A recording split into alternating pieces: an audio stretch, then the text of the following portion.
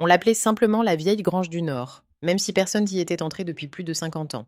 Isolée au bord d'un champ stérile, les portes fendues par le temps et le toit effondré en partie, elle avait tout d'une ruine oubliée.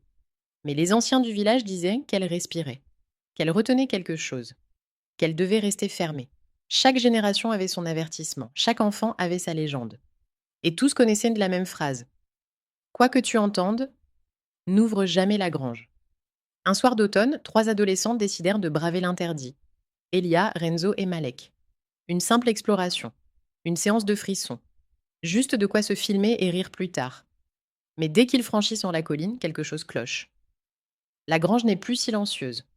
Un son sourd résonne comme un battement ou un souffle.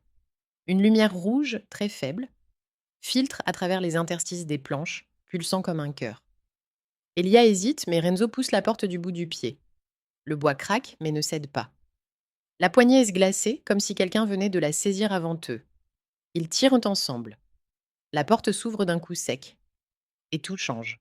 Le cercle vivant à l'intérieur, la poussière n'a pas bougé depuis des décennies. Mais au sol, entouré de bougies qui semblent encore brûler, se trouve un cercle rituel parfait, tracé en sang séché qui pulse comme une veine. Au centre repose un objet. Un bol en pierre, rempli d'un liquide noir, qui remue comme s'il respirait.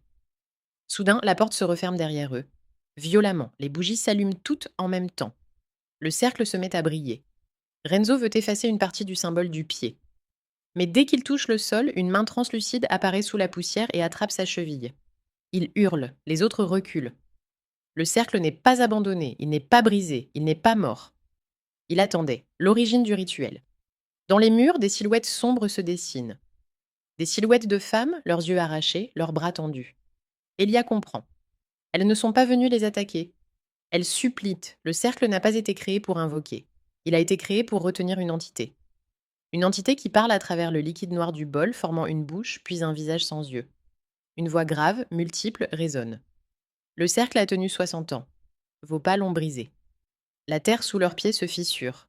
Une odeur de fer envahit l'air. Le sol se met à bouger comme une peau vivante. L'entité était prisonnière. Et ils viennent de la libérer.